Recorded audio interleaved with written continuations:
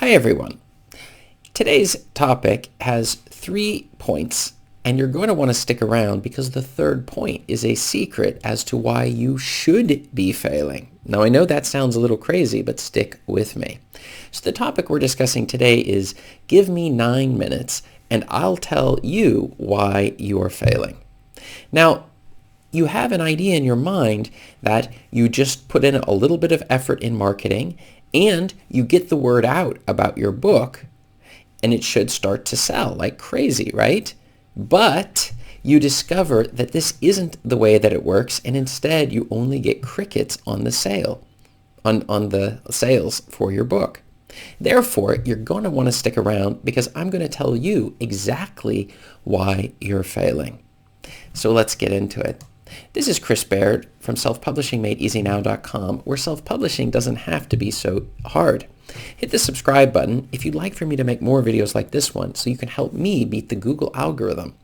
And check out below in the description and grab a copy of my absolutely free self-publishing checklist secrets in order to get started with your journey of putting your book together and also getting it to sell. So I think you will find that as a useful resource. So let's get into it. From my own story, when I first got started, I put together my very first books and I put them onto the market. But the problem was, I was very excited about to see even just a few sales as they started to trickle in. But after a year, I became disappointed with at the low level of sales and considered a completely different online business. Maybe something along the lines of cryptocurrency or something else, drop shipping. I'd heard a number of other options. I was just looking to see maybe something else would be better than going with Kindle Direct Publishing or putting books onto the market, because my sales, while they still continued, they just weren't at a level that was satisfactory to me. But someone introduced me to the whole idea of optimizing your book around keywords and improving your covers.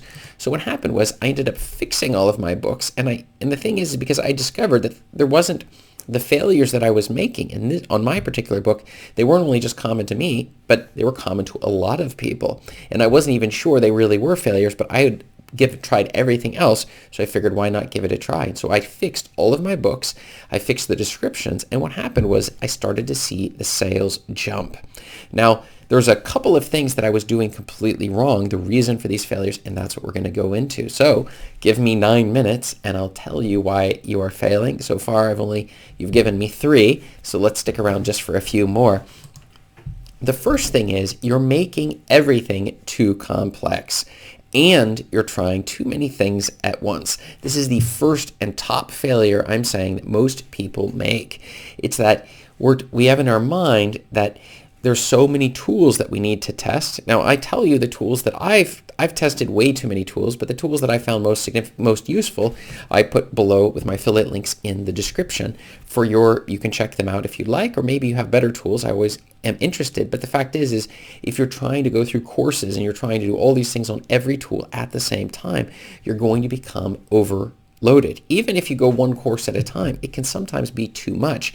You don't need so much information. You get the effect, and I know you probably feel this sometimes, it's this fire hose where you have so much water shooting at you, so much information that you simply have no time to digest it, to take it in order to start to get your books moving.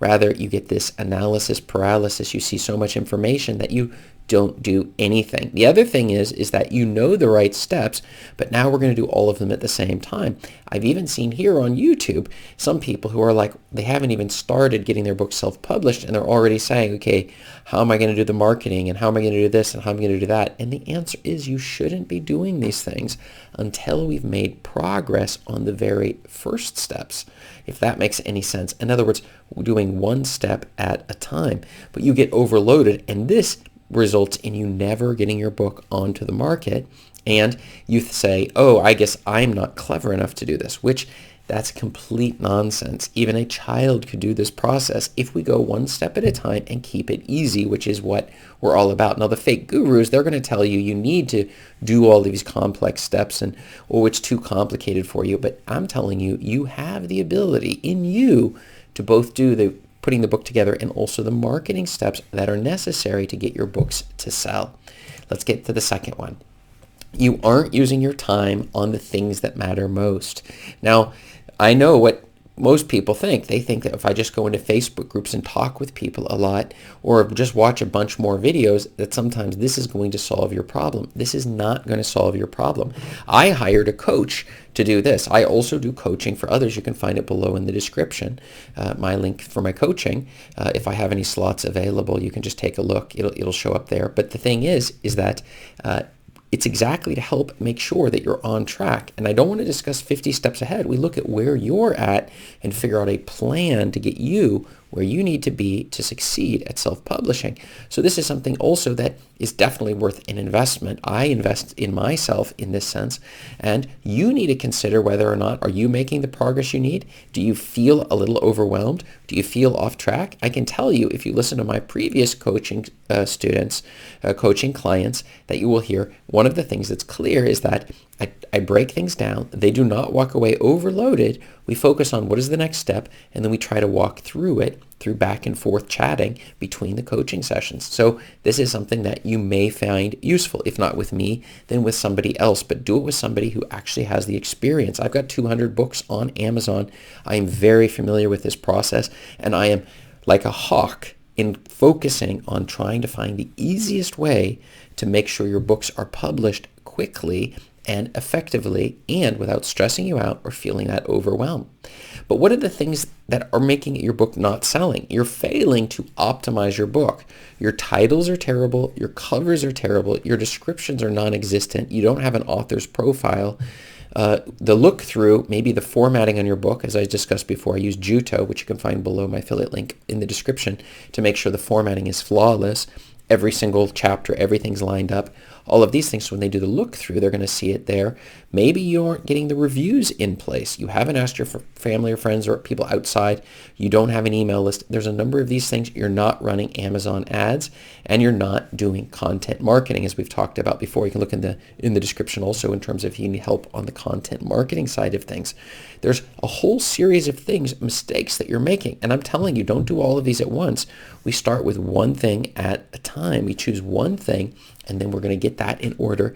And once that's in place, once you have that brick, that it's fitting right where it needs to be, then we're ready to move on to the next item, but not 1 inch or centimeter, here in Norway, closer to that until you've got that first little brick in place. And we just keep on cycling. But the third and the secret answer of today is a little bit surprising. And that's the reason why I saved it for last, because I don't want to spoil it. I always like to leave the most exciting and surprising secrets. And the answer is, it's because you should be failing. If you aren't failing, you are going to fail even worse, because it takes a pile of failures to succeed. So just make sure you're learning and growing. And this is the key. It's sort of the Toyota model, this quality improvement model that was developed, TPM, total management, I know it's so funny, it's been so long. Total something management. You guys probably know better than me with TPM. You can tell me below in the comments. But total production management, I think, is what the Toyota model was looking at.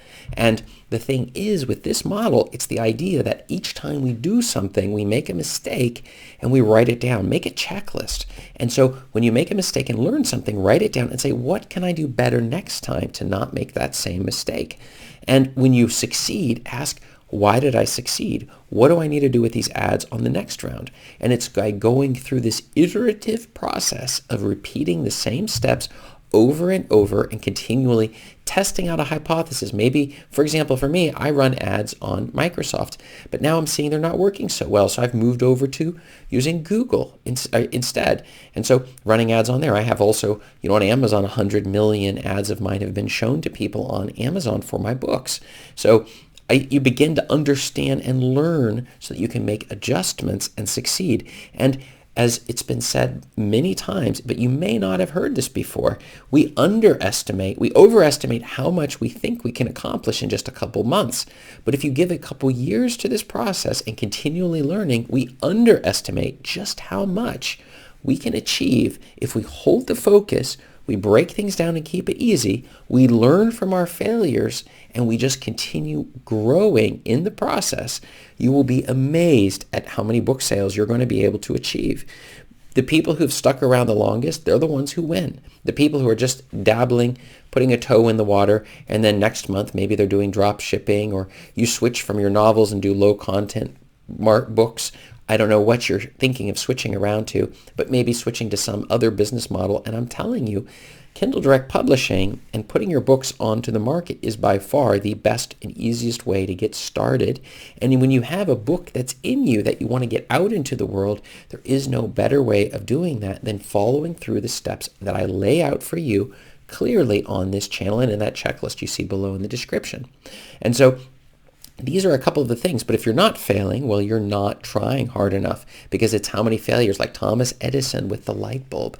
How many times, how many failures? I forgot, it was hundreds or 1,000 failures in order to find the right filament that wouldn't burn up when he ran the electricity through the light bulb in order to find a light bulb that would actually work.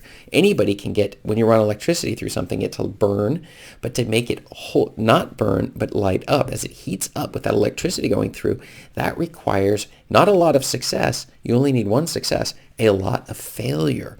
But he learned from each time so that he was able to finally succeed in getting his light bulb. And how about you? Have you gotten your light bulb done? The question that I have for you today is, what is your top failure? I want to know what you're failing with below in the comments. That would be very helpful, because I need to know if any of the failures I'm talking about are ones that you have experienced and maybe you've learned from them. And check up above me here for more video answers to your self-publishing questions. Thanks.